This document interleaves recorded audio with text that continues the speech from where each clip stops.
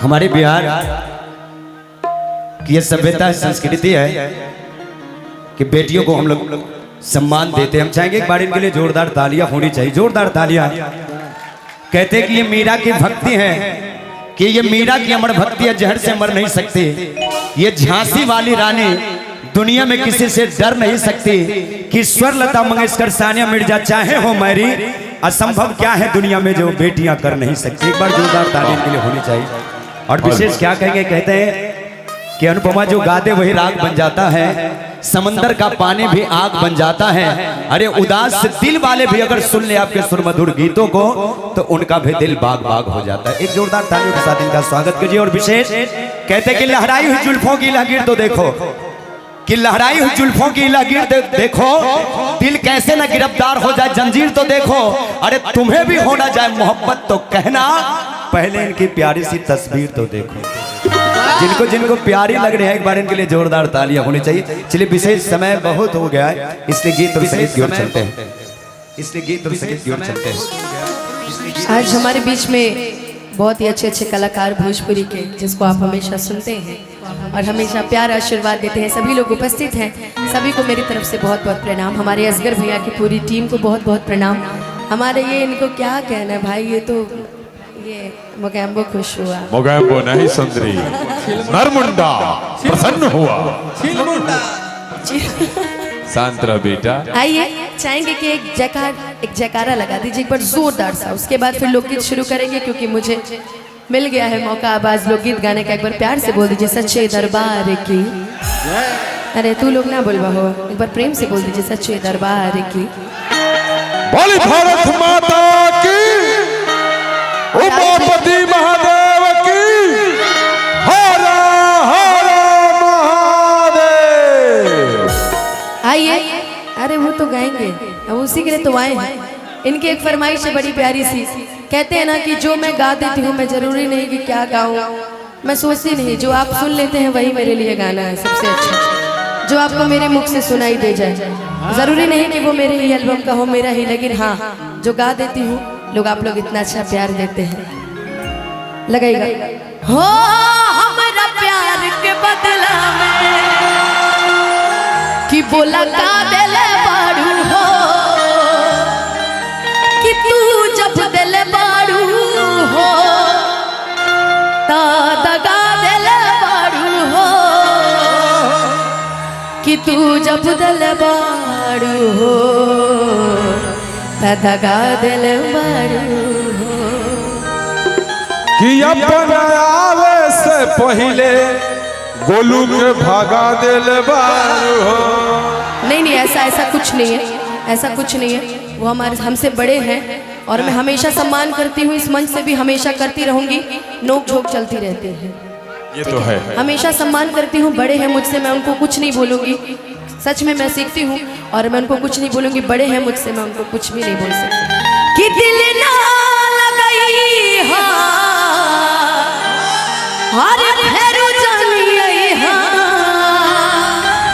कि अब जा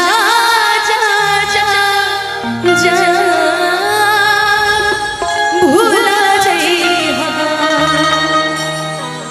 हम चाहेंगे कि शिवानी दी, तान्या दी, आप लोग एक बार मंच पे आ जाइए। मिल के आज गाएंगे, लेकिन थोड़ा सा कहते हैं ना कि इंतजार किया जाता है।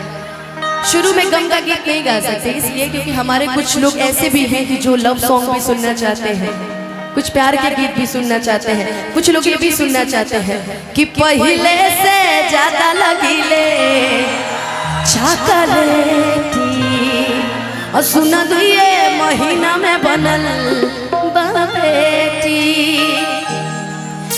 कि नई हर में रहलू ससुरवा में पता लागे सही के बेलन रोटी खेलू। बाकी तो कुछ लोग मुझसे भी प्यार करते हैं, कुछ लोग भाई से भी प्यार करते हैं, कुछ लोग हमारी जितनी मॉडलें आई हैं सबसे प्यार करते हैं, कुछ को सोना जी से प्यार होगा। मैंने गाना और गाया था आदरणीय बड़े भैया पवन सिंह जी के साथ कि हम दीवाना गली कांच के, कि अरे गाज है पाँच के। मुझसे मुजफ्फरपुर से फोन गया था कि आज हम लोग भी आपका कार्यक्रम देखने आ रहे हैं, तो कृपया 2-4 ऐसे ऐसे गाने हैं जो आप गा दीजिएगा। मैं सबकी फरमाइश पूरी करूंगी। लेकिन आइए, नई शादी, नया नई एकदम नई शादी। लड़का कह रहा है कि ये हमार मेहरारू इतना न सुंदर भी है, क्यों कर के देखते हमरा कुल दिल दिमाग ठंडा हो जाए। हो कि बड़ा नीक लागेला बलम जी के बोलिया कि जब से लगल बड़े आपन घर डलिया। इसमें से कुछ लोग ऐसे भी होंगे ना शिवानी दी, जिनका शादी हो गया होगा। कुछ ऐसे भी होंगे जिनका शादी नहीं हुआ होगा। सब तो सुने कि शुरुआत में इसी गाने से करती हूँ जब भी करती हूँ तो। लेकिन अगर केहू के अगर ऐसा मेहरारू मिल जाए तो लड़का एक बात कही कि गोरिया चांद के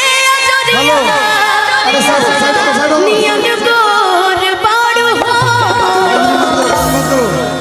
हर जोड़ केहू नहीं थे बेजोड़ बाड़ू हो।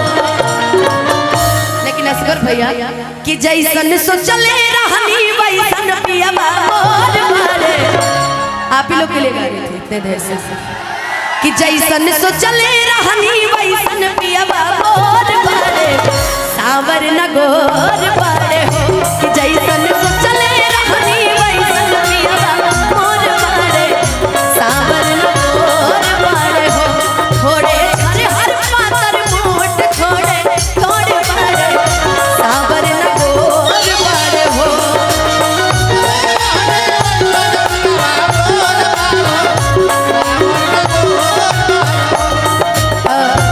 साउंड वाले भैया चाहूंगी कि म्यूजिशियंस की आवाज बढ़ाइए, और जितने लोग मॉनिटर के सामने खड़े हैं आप लोग प्लीज बैठ जाइए, आगे से हट जाइए।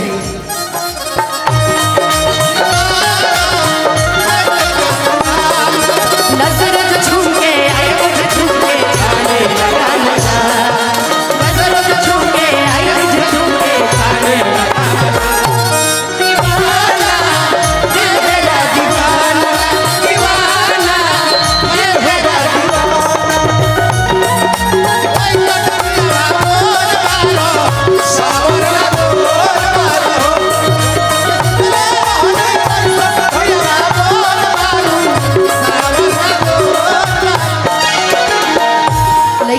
कि हमार पिया जी इतना तो सुंदर बड़े पाव भर के हमरा पिया जी के तो देखबे ना कोई बड़ा नीक लागेला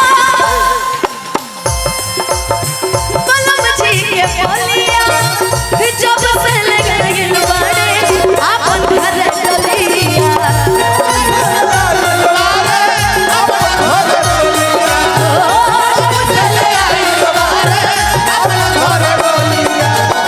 बड़ा नीक लगेला बलम जी के बोलिया जब से लगल बड़े आपन घर डलिया। जब से लगल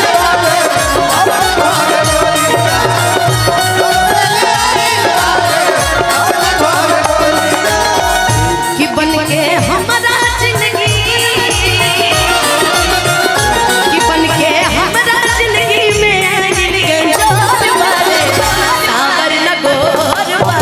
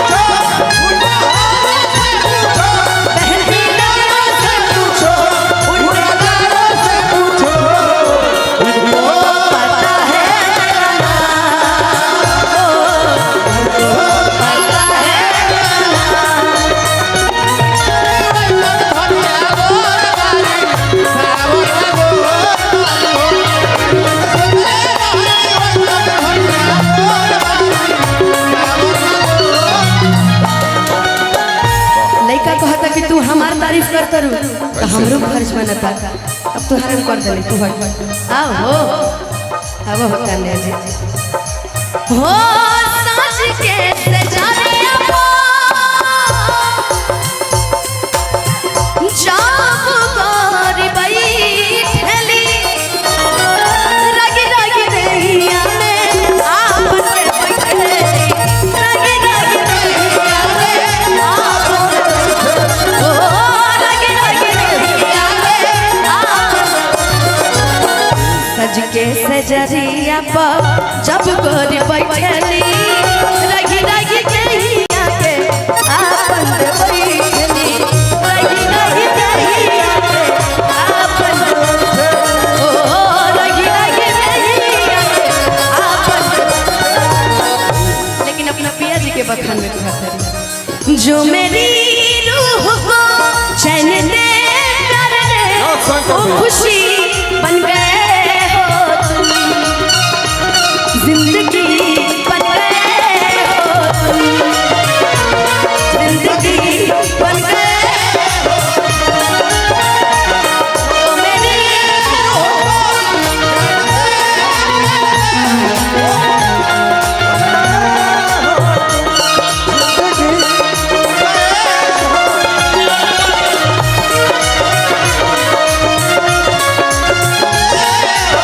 अच्छा हमारे भैया हमारे बीच में जिला परिषद जी उपस्थित है दीपक भैया। बाप रे बाप रउआ कहाँ छूट गल रही हम तो रहिए जो है चली आई यहीं से हो सज के सजा दिया पा जब गोरी बैठेली रगी रही देहिया के आपन पे बैठेली ओ रगी रगी देहिया के आपन की बातें जुल्म जवानी की बातें जुल्म जवानी चंदा के चकोर मारी। भगवान करे रहुआ सही पुरस्कार लुटावत रहिए सही प्यारा आशीर्वाद देते। अनुपमा जी जी और 500 रुपया का पुरस्कार हमारे शंकर भैया मुखिया जी की तरफ से वाह मुखिया जी